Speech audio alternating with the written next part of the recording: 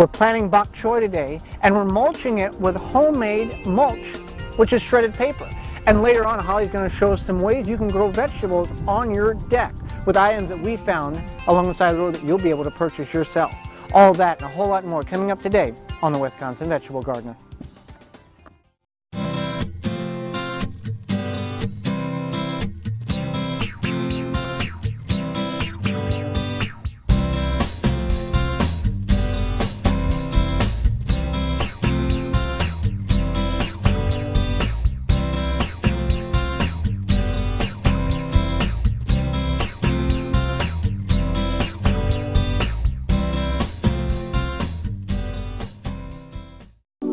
This program was funded by the following.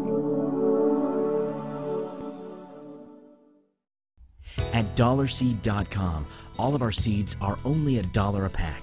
And we have online resources that teach you all about the rewarding hobby of growing your own plants, flowers, herbs, and vegetables.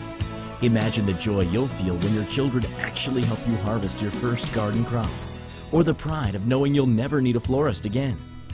Visit dollarseed.com and grow a little magic of your own for just $1. Dollarseed.com. What could be healthier? Willow Springs Soap Company is a locally owned Colorado business just a stone's throw away from the Rocky Mountains. Their handmade soap is made from simple, recognizable ingredients, which lead to a more natural, earth-friendly, long-lasting, and hard bar with a wonderful creamy lather.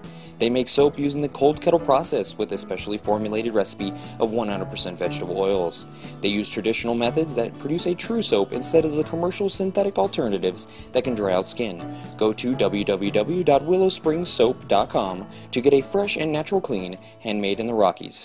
The Wisconsin Vegetable Gardener supports the following.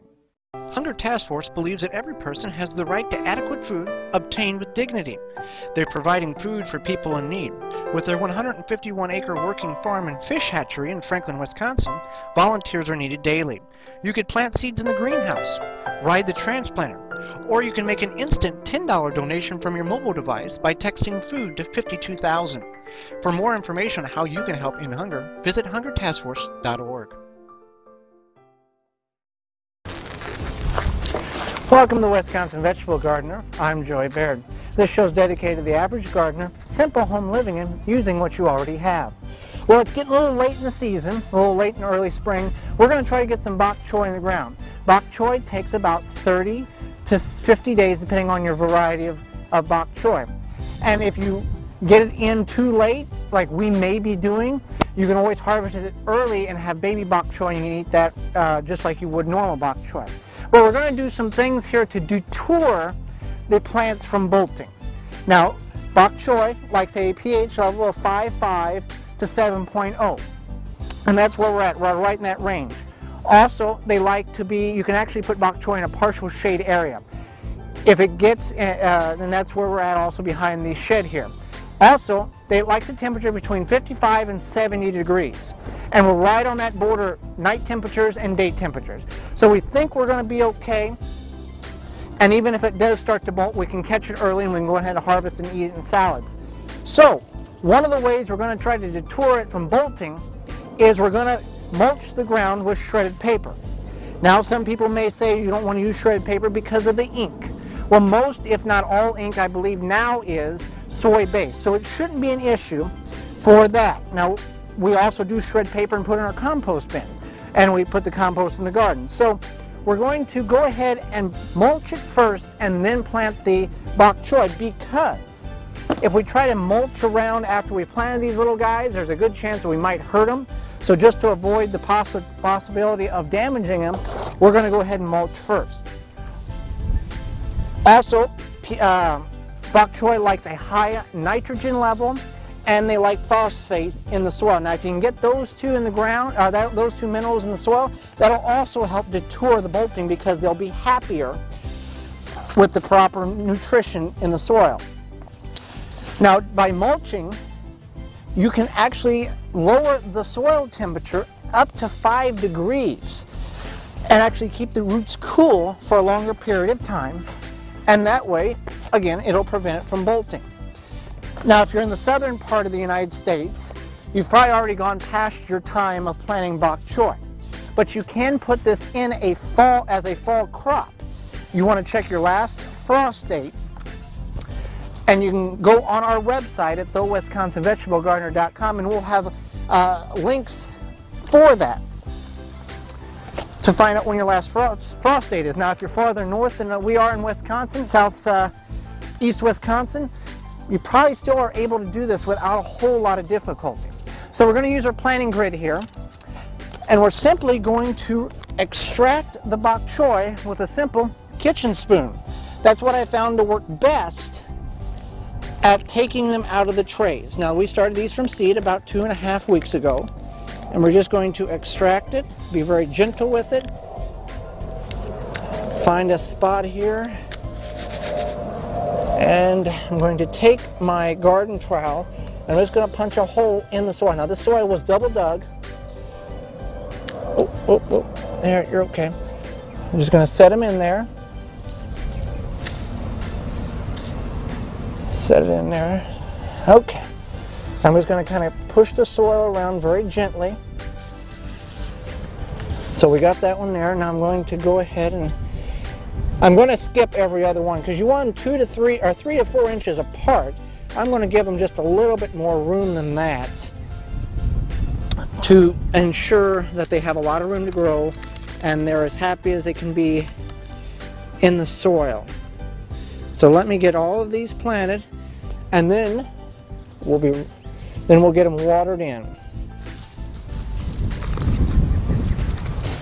So we're just about got them all planted, and what works best if you're going to use a planting grid on this is to take and mark your holes where you're going to plant, and then remove it and plant your bok choy or whatever item that you're transplanting, due to the fact that when you put it over top and then you plant it, the plant likes to hang over, and then you'll rip that plant out of the ground. And I've done that a couple times, so I figured out it'd just be easier just to mark them and then plant them. Well, remove the grid and then plant them. Now, after we get these planted, we want to water them in for a couple reasons. One, to get their roots established in the soil that we've planted it in, and also two, to get that mulch from flying, keep it from flying around, since it's just paper. 2 more here. And if you can keep it in a partial shade area, up to 6 hours, a little less depending on the heat of the day, it'll really help it prevent from bolting. And that's the whole key to this. So we just want to water it in, and don't be scared to really put the water to it to adhere that paper to the ground.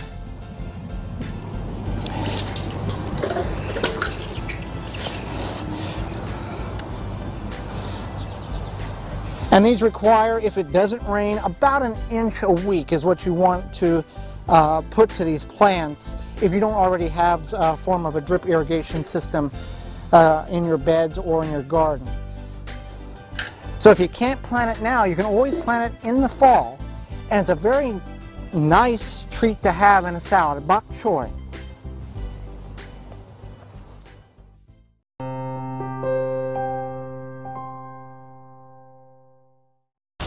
Though vegetables may be what you're aiming for this year growing in your garden, one of the things you might want to think about this year is growing some flowers.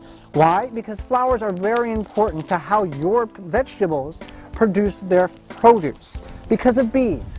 More bees you attract in your garden, the more pollination they produce, the better off your production of fruits and vegetables are.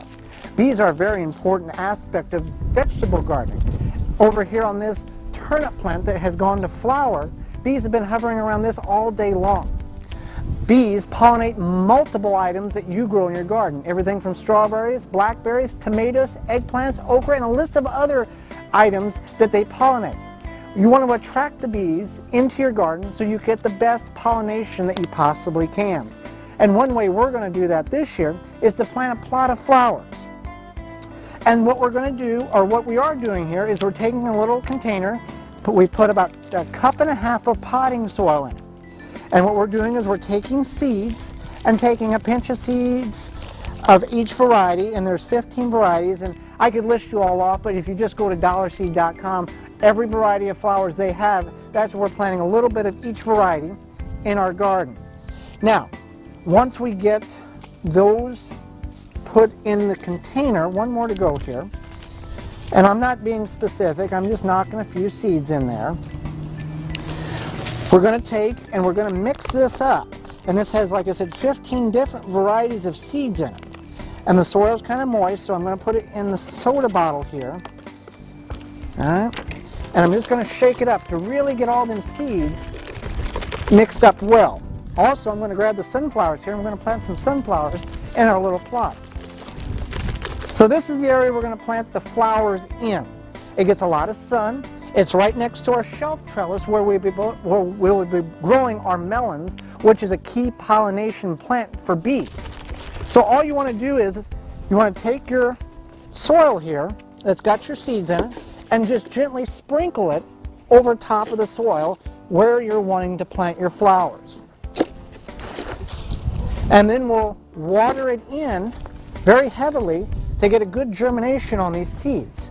Now, if you're in an area where you've already got your vegetables starting to bloom, by all means, go to the store and buy some flowers that already have blooms on them to get the bees to come into your garden. If not, and you're in the northern area of the country, that you haven't really got a lot of those pollinating plants in your garden yet, you can go ahead and start planting some flowers by seed. Now that we've got it all sprinkled in here, the four corners is what we're going to represent as our little flower box, and we're going to plant sunflowers in. And all we're going to do is I'm going to be sure to get a good germination on these. I'm going to plant 2 per container. And if they both come up, fine. If one comes up, that's okay too. So it's very easy to go about planting flowers. And there are flowers that aren't edible, such as sunflowers, and a number of other flowers. For instance, roses. Rose petals are edible as well.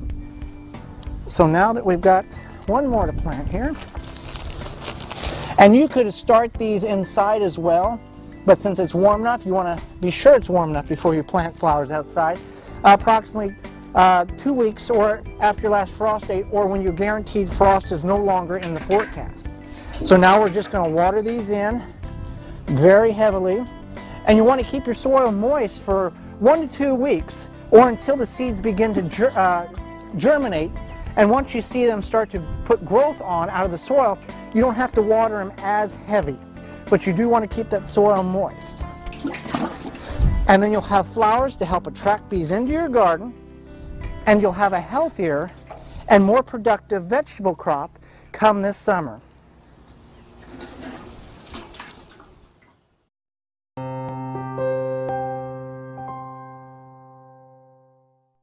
From our email box, Anne from Pennsylvania writes, she heard us mention about growing vegetables in a dresser drawer. Could you show that and how you go about doing it? Well, we can, Anne. It's a very simple process. You take a dresser drawer, whether you have one that you're going to throw away or you find one along the side of the road, and many dresser drawers will work for this. About the only type that won't, and I wouldn't recommend it, is those that are put together with they're called particle board, which they just mix glue and sawdust together and press it all together. That would not work, one, because when moisture gets in there, it just expands like a sponge, and two, you don't know what kind of toxins are in that glue. But a typical wood dresser drawer works fine. Doesn't matter how big or how small it is. And all you want to really do is, by prepping it, is to drill holes in the base of it. We've got 5 holes drilled here. And I also go about drilling holes in the side. So if the water gets too immense in there, it can have an extra area to drain out. Now, these drawers will only last about 1 year. As the wood gets water in it, they'll expand and begin to pop the seams. These are not treated boards, so they're only going to last about 1 year. So if you find a dresser drawer on the side of the road, you want to grab all the drawers out of it you can. Very easy to go about doing it. Just get some topsoil or compost and put in the base of your dresser drawer. You don't want to fill it completely full. Get some of these bigger chunks out of it. You don't want to fill it completely full. You want to leave about 1 inch from the top, so the water can get in there And whenever it rains, it doesn't flush the soil out. All right, we're going to plant some beets in the box. It is back here behind the shed, where a bed at some point when the previous homeowner was here had some kind of rock system here. So we can't really grow anything here. We do have some volunteer parsnips coming along, but that's a whole other story. So we're just going to plant, this is a good application for a raised dresser drawer bed here. And we're just going to take some beets, and we're going to do, I think, a handful of beets here. Now you want to be aware that when you plant these, that they're going to expand. A good healthy beet's going to be nearly the size of a tennis ball, if not a baseball. So I'm just going to go 1, 2, 3, 4, 5. Really 6 is all you're going to get in here. But with the good compost and organic topsoil, they're going to grow quite well. The only important thing you want to really remember about this is you want to keep it watered. With the soil being elevated out of the ground, it is going to dry out quicker than it would if it was in the soil or in the actual earth. So we'll just water it in, and it's just that simple to grow in a dresser drawer. If you have any questions about what we do on the show or any suggestions of what you would like to see us do, you can email us at veggardener@gmail.com. You can find that address at the end of the show. So Ann, I hope this answers your question about how to prep your dresser drawer for growing veggies in it.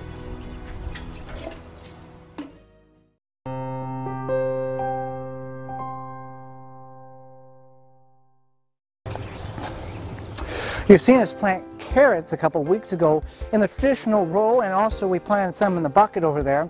We're going to do it a little differently today. We've got a kind of a mixture of all of our carrot seeds here, and we've got our double dug area on this side, this foot width here on the length of the garden, and we're just going to broadcast the seeds just like you would clover or lettuce in it, for instance, and we're just going to cover it up very gently, and we're going to see what kind of seeds grow. Some of these are older seeds, so I just want to get them in the garden, and whatever germinates, that's fine. If they don't, it's no big deal. But we're just going to broadcast them. I've seen different gardeners do this, and it with great success. So if it can keep me from having to plant a whole row an inch apart, and I can just take and broadcast them, and it will save me some time, and I can get just as many, if not more, carrots at harvest time, then that's what I'm going to do.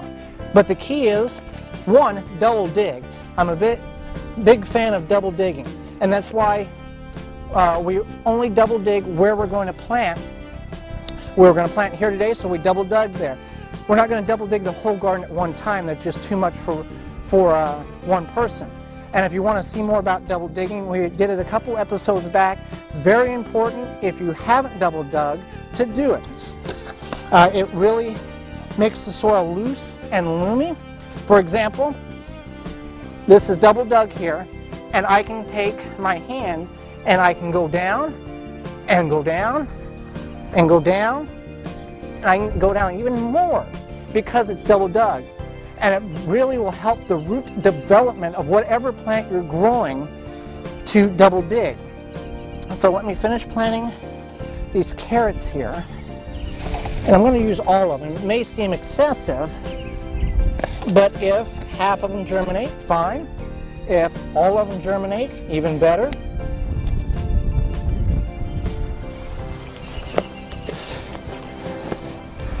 Okay, now to cover them up, being carrots, we're just going to take the leaf rake and flip it upside down. And very gently, just kind of pat it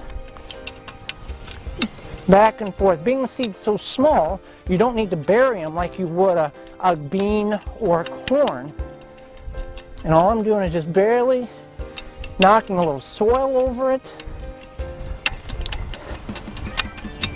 And then as it rains here, that'll actually help push some of them in the ground.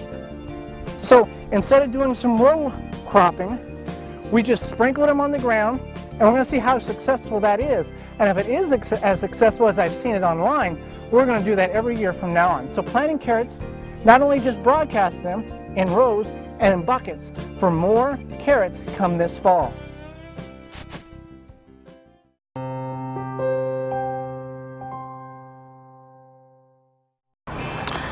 One other option you have if you cannot plant in the ground is planting on a porch or a deck or patio or something like that.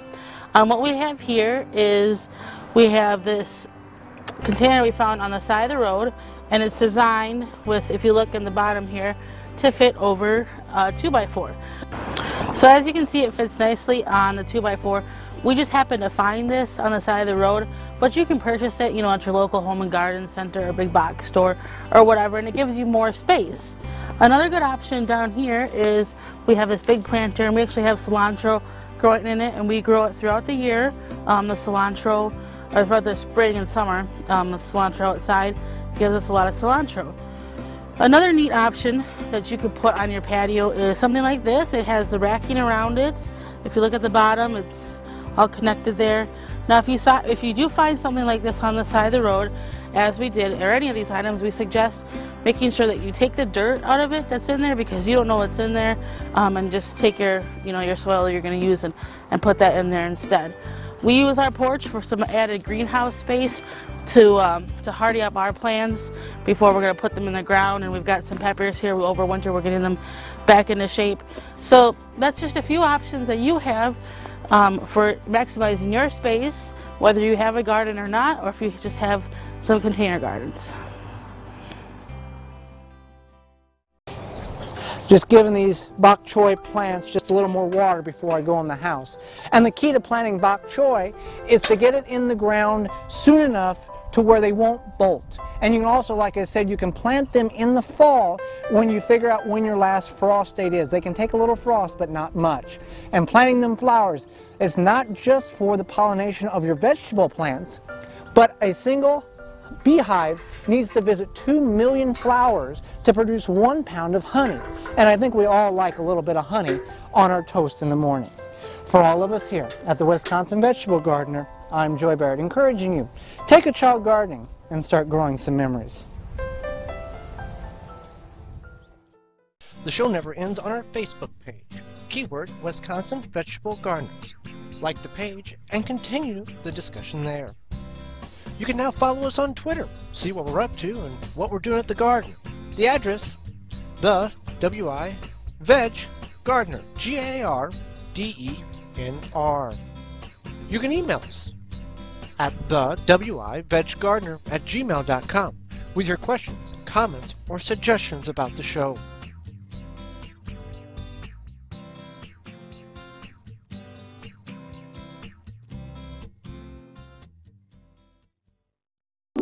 This program was funded by the following. At dollarseed.com, all of our seeds are only $1 a pack. And we have online resources that teach you all about the rewarding hobby of growing your own plants, flowers, herbs, and vegetables. Imagine the joy you'll feel when your children actually help you harvest your first garden crop, or the pride of knowing you'll never need a florist again. Visit dollarseed.com and grow a little magic of your own for just $1. Dollarseed.com. What could be healthier? Willow Spring Soap Company is a locally owned Colorado business just a stone's throw away from the Rocky Mountains. Their handmade soap is made from simple, recognizable ingredients, which lead to a more natural, earth-friendly, long-lasting, and hard bar with a wonderful creamy lather. They make soap using the cold kettle process with a specially formulated recipe of 100% vegetable oils. They use traditional methods that produce a true soap instead of the commercial synthetic alternatives that can dry out skin. Go to www.willowspringsoap.com to get a fresh and natural clean, handmade in the Rockies. The Wisconsin Vegetable Gardener supports the following. Hunger Task Force believes that every person has the right to adequate food obtained with dignity. They're providing food for people in need. With their 151-acre working farm and fish hatchery in Franklin, Wisconsin, volunteers are needed daily. You could plant seeds in the greenhouse, ride the transplanter, or you can make an instant $10 donation from your mobile device by texting food to 52,000. For more information on how you can help end hunger, visit hungertaskforce.org.